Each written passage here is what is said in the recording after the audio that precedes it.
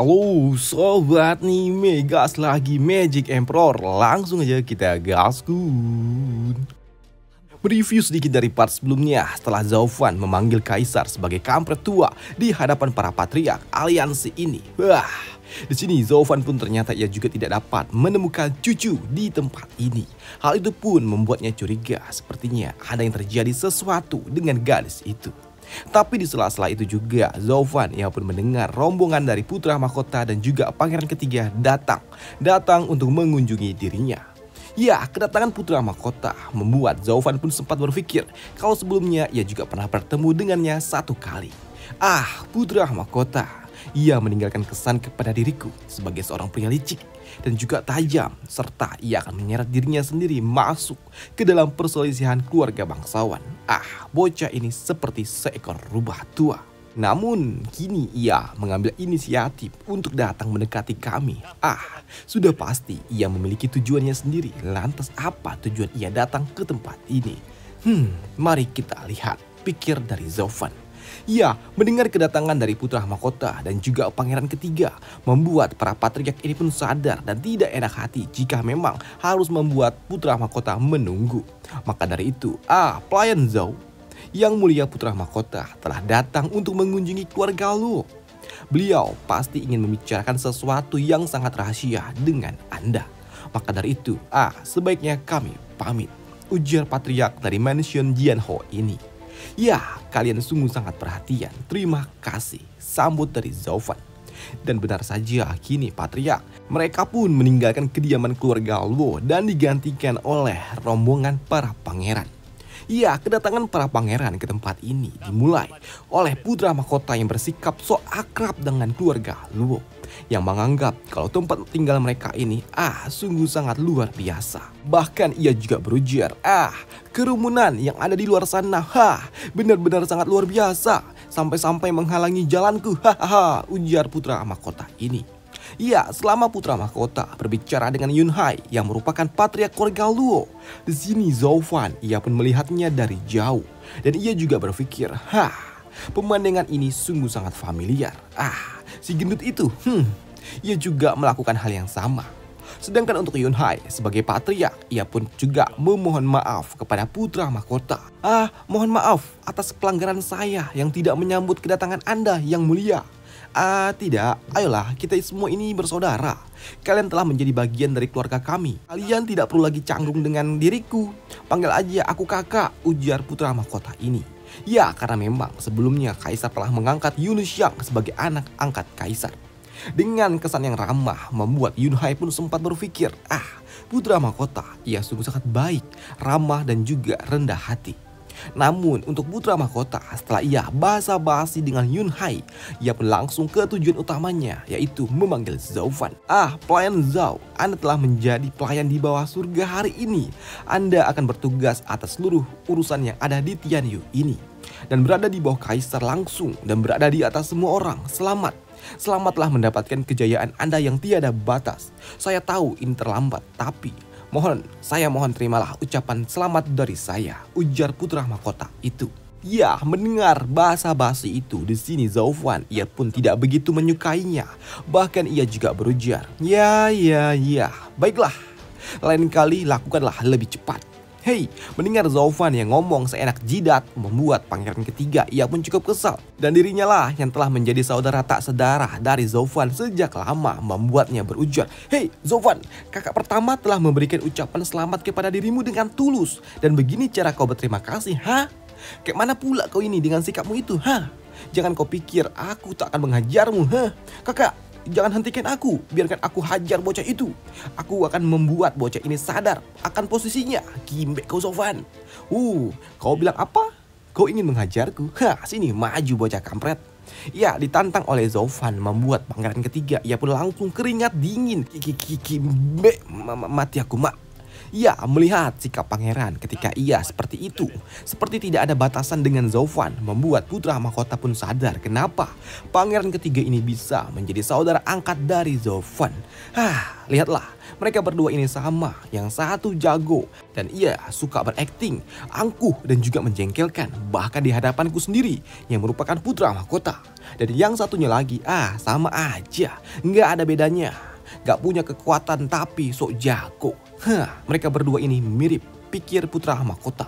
Ya, melihat keduanya yang seperti ini membuat putra mahkota ia pun berujar, "Pelayan Zhao, ia sungguh sangat hangat dan juga beralasan. Saya sangat mengagumi Anda." Adik, pangeran ketiga, sebelumnya itu adalah permintaan maafku dengan tulus. Dan apa yang dikatakan oleh pelayan Zhao itu benar. Kau tidak perlu menyalahkannya, ujar putra mahkota. Sedangkan untuk pangeran ketiga, Zauvan, anggap aja saat ini dirimu sedang beruntung, karena kakak melepaskanmu. Lain kali, aku akan menghajarmu, ujar pangeran ketiga ini dengan keringat dingin yang terus mengalir. Sok jago tapi disentil tewas, waduh. Ya, selepas itu juga di sini putra mahkota ia meminta kepada para penjaga untuk membawa hadiah membawa hadiah itu masuk. Ya, di sini mereka pun membawakan sebuah kotak harta. Dan begitu dibuka, sungguh sangat bercahaya dan menyilaukan. Dan itu membuat Zauvan yang melihatnya, ia pun tahu benda apa itu. Ya, karena memang benda yang dibawa oleh mereka adalah sayap. Sayap kupu-kupu hantu laut yang merupakan sepasang sayap dari binatang spiritual tingkat 7, yaitu Hell Butterfly. Ya, hewan itu merupakan binatang suci tingkat 7 yang sangat ahli dalam hal menggunakan sebuah ilusi. Di mana seorang master radian tingkat puncak saja tidak akan bisa menghindari ilusi yang dilepaskan oleh makhluk suci itu. Dan itulah yang membuat para master tingkat radian banyak yang mati jika memang harus berhadapan dengan makhluk suci itu. Karena memang semakin tinggi kultivasi seseorang, maka semakin banyaklah ia akan melatih jiwa.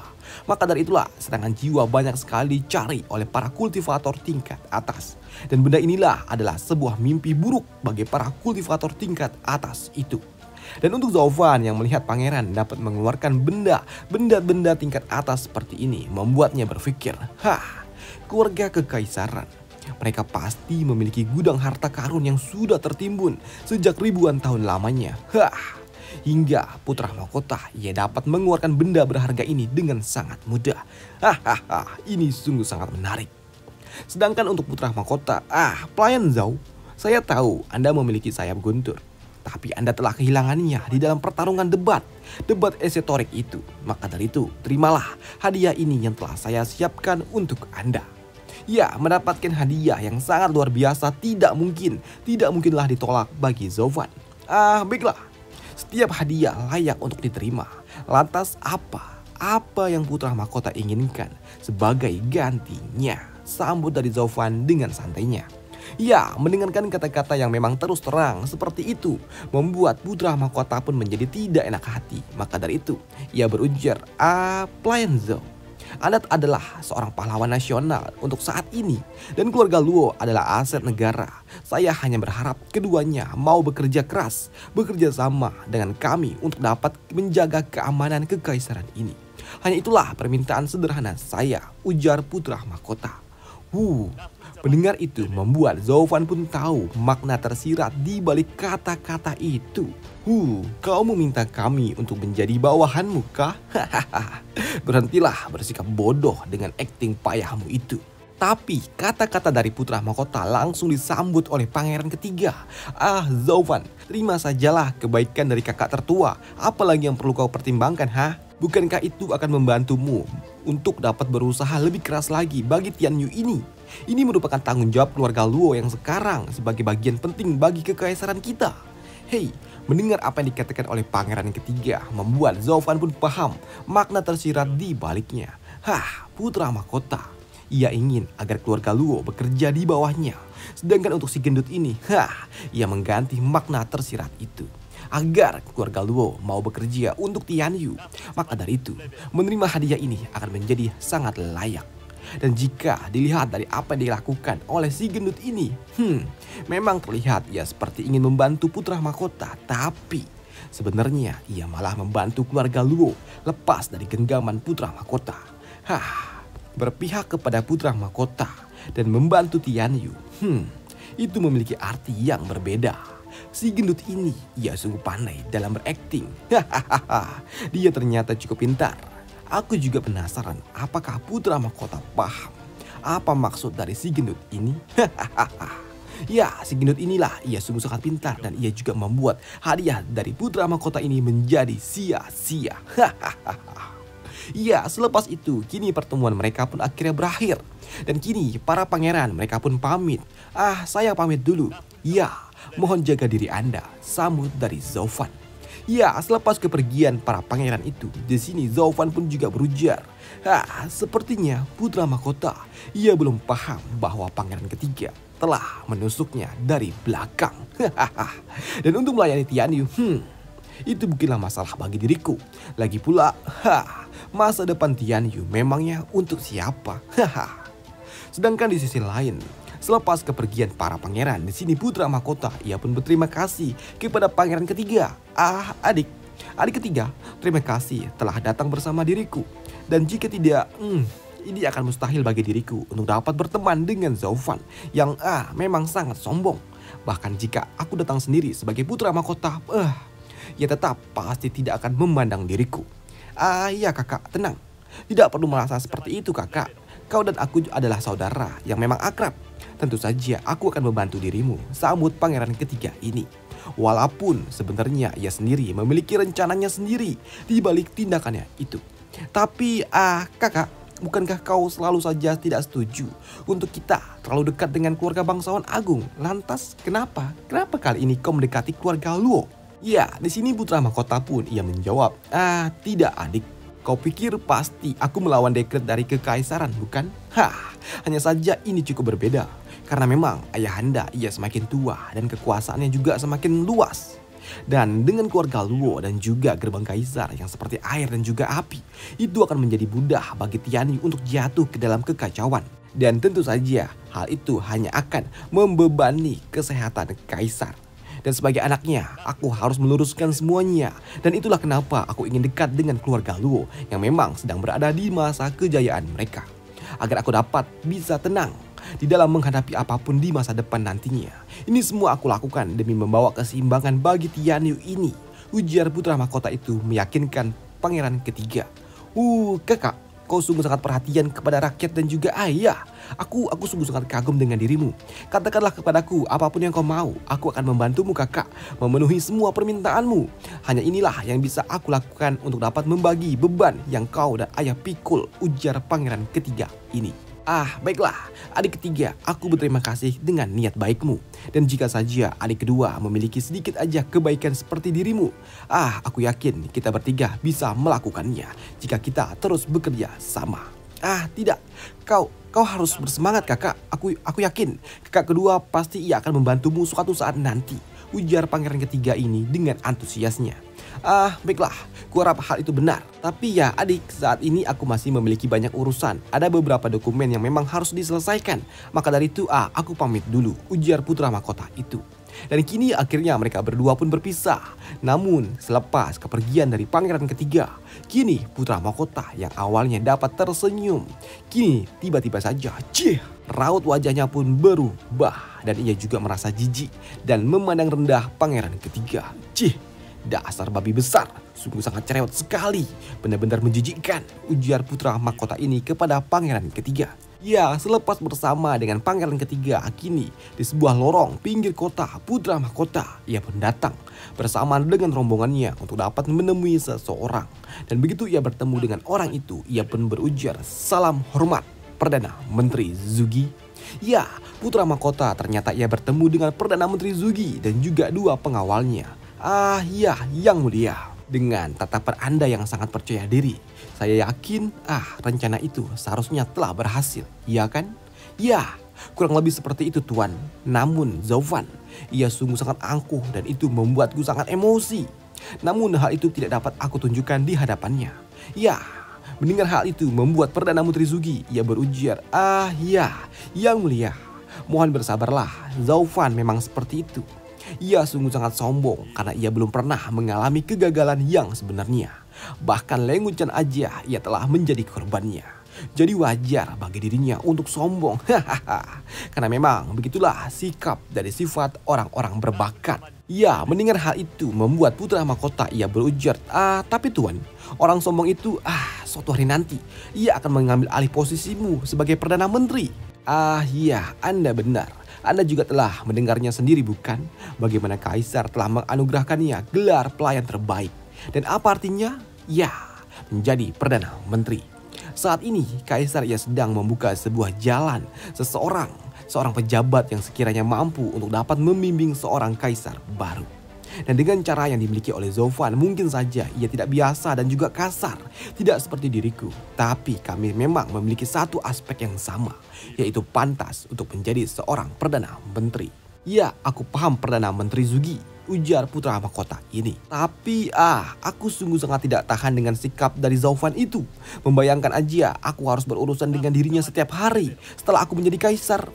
Itu sungguh sangat membuatku kesal. Hei, mendengar itu membuat Perdana Menteri ini berujar, ya, yang mulia, kau tidak perlu khawatir dengan hal itu untuk saat ini. Mungkin saja bahkan kau tidak memiliki kesempatan itu sama sekali.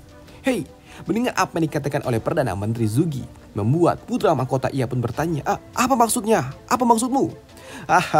Ya, bukan apa-apa. Saya hanya menebak apa yang ada di pikiran yang mulia Kaisar. Karena memang setiap penguasa memiliki seseorang yang difavoritkan untuk menjadi penerusnya. Dan itu juga berlaku untuk saya ataupun para pejabat kekaisaran yang lainnya. Namun, kali ini yang mulia Kaisar ia telah memutuskan untuk meninggalkan kebiasaan lama itu. Dan ia telah memutuskan untuk menunjuk Perdana Menteri yang selanjutnya. Dan apakah Anda tahu kenapa ia melakukan hal itu? Jika seorang pejabat dipilih sebelum penguasa itu sendiri, dan hal itu berarti hanya ada satu hal yang terjadi, yaitu yang mulia Kaisar ia belum memutuskan mana di antara 3 putranya ini yang akan menjadi penerusnya. Iya, yang mulia, Anda jangan terlalu percaya diri dengan status Anda sebagai putra mahkota.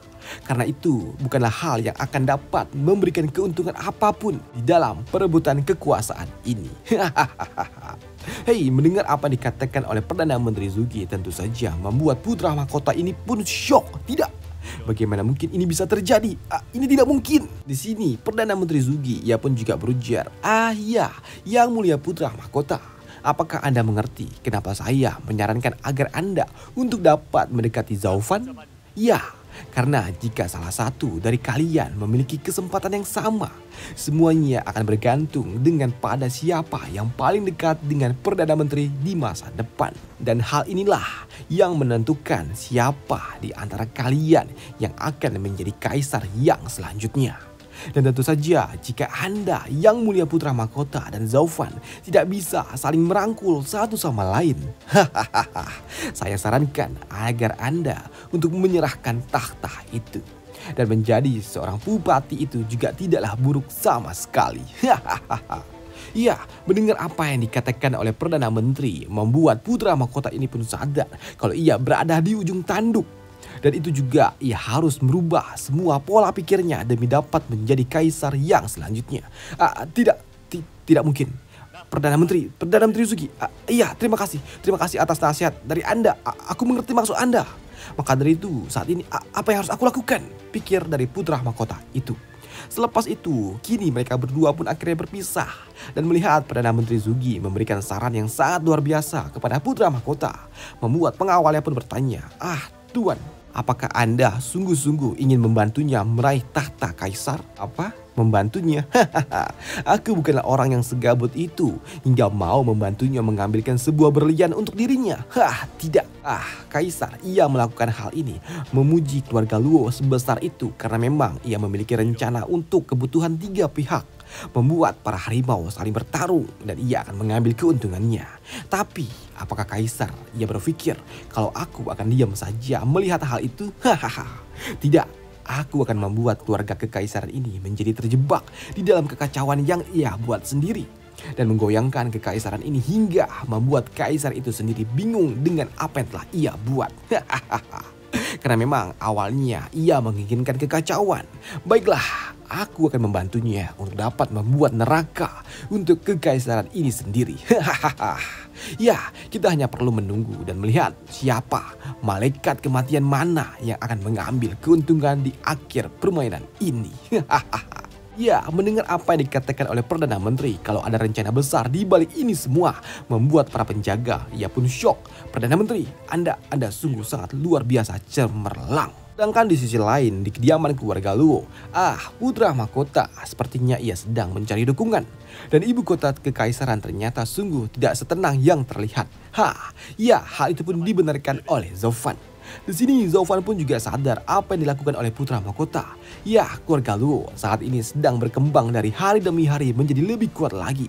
Dan ia mengambil inisiatif. Siapa yang bisa menguasai kami saat kami sedang berkembang? Itu akan memberikan keuntungan. Tapi ya, tiba-tiba saja Pak Tua Pang ia pun datang dan berujar, Plan Zhao, ada seseorang yang datang membawakan undangan. Dan begitu Zaufan membaca undangan itu, aku baru aja mengusir putra mahkota dan yang kedua telah datang. Ujar dari Zaufan. Ya, di sini pangeran kedua ia penuh dengan ambisi liar, selalu berdiskusi dengan keluarga bangsawan agung secara diam-diam. Tapi semua orang meremehkannya. Bahkan rumornya saat ini ia sedang dekat dengan lembah Yaoming dan asumsiku mengatakan kalau ia sedang mengincar tahta. Dan aku sarankan agar kau sebaiknya menghindari berurusan dengan keluarga kekaisaran dan jangan sampai membuat masalah untuk dirimu. Ujar si nenek seksi ini. Tapi untuk Zaufan sendiri, ia merobek surat undangan dari pangeran kedua. Tidak masalah, aku tidak takut dengan masalah. Ya, tapi apa yang dipikirkan oleh pangeran kedua? Dia pikir dia bisa begitu aja memintaku untuk mengunjunginya. Bahkan putra mahkota saja ia datang langsung mengunjungi diriku. Dan untuk pangeran kedua ia meminta agar aku datang mengunjungi dirinya. Ya, melihat Zaufan yang seperti itu membuat para patriark ini pun tahu kalau Zaufan, kau sungguh sangat gila, punya nyali yang sangat besar. Memutuskan hal ini hanya dengan seperti itu. Bocah edan. Bocah ini sepertinya ia memutuskan untuk ikut di dalam perebutan tahta kaisar. Ya, Pak Tua Pang, apakah ada pesan yang lainnya? Tanya dari Zaufan. Dan ketika undangan kedua diberikan, di sini Zaufan ia pun membaca kalau ini berasal dari istana pendeta. Apa ini? Pilar ketiga kekaisaran, pendeta Yun Xuanji. Ia ingin agar aku mengunjungi dirinya. Ya, aku belum pernah mengunjungi klan dengan sejarah ribuan tahun yang menakjubkan ini. Dan sekarang ia ingin agar aku datang mengunjungi dirinya. Ya, klan Yun sendiri adalah klan yang paling misterius yang memang ada di kekaisaran ini. Mereka telah ada sejak kekaisaran ini berdiri. Selain itu, klan ini memang sungguh sangat luar biasa dan juga aneh karena dapat menguasai teknik yang tidak dapat diketahui. Dan klan ini juga menghasilkan di setiap generasinya melahirkan satu orang yang tahu bagaimana cara membaca langit, membaca garis keturunan suci dan juga dapat menyimpulkan nasib sebuah negara. Mereka memiliki garis keturunan yang memang tidak biasa. Memang mereka tidak mendapatkan kekuatan, tapi mereka dapat melihat takdir dengan sangat akurat yang sangat luar biasa. Dan orang ini dijuluki sebagai pendeta tertinggi di setiap generasinya. Dan gelar itu diberikan langsung oleh kaisar. Dan untuk saat ini, gelar itu dipegang oleh ketua dari generasi ketujuh yang dijuluki sebagai Half God Yun Xuanji. Ya, mendengar nama itu, di sini Zaufan ia pun tahu. Mereka mengatakan kalau Yun Xuanji itu ia tidak pernah peduli dengan urusan dunia dan internal kekaisaran. Tapi bagaimana bisa ia tahu tentang diriku? Tanya dari Zaufan. Iya, pelayan Zhao. Dia adalah orang yang sangat luar biasa. Dan karena ia telah mengundangmu, dia pasti akan menyampaikan sesuatu yang sangat penting kepada dirimu. Maka dari itu, sebaiknya kau pergi menemuinya. Saran dari nenek seksi ini. Iya. Sepertinya kalian sangat menghormati Yun Xuanji itu. Tapi, apakah ia dapat dipercaya? Tanya dari Zaufan. Dan setelah alur cerita dari Magic Emperor minggu ini, dan sampai jumpa minggu depan untuk Magic Emperor, dimana di part selanjutnya Zaufan ia akan bertemu dengan seorang master tua yang tahu siapa Zaufan ini sebenarnya, yang memang seorang kaisar iblis yang melegenda. Waduh, dan sampai jumpa di part selanjutnya. Dan inilah satu-satunya orang yang tahu siapa Zaufan itu. Dan sampai jumpa, bye.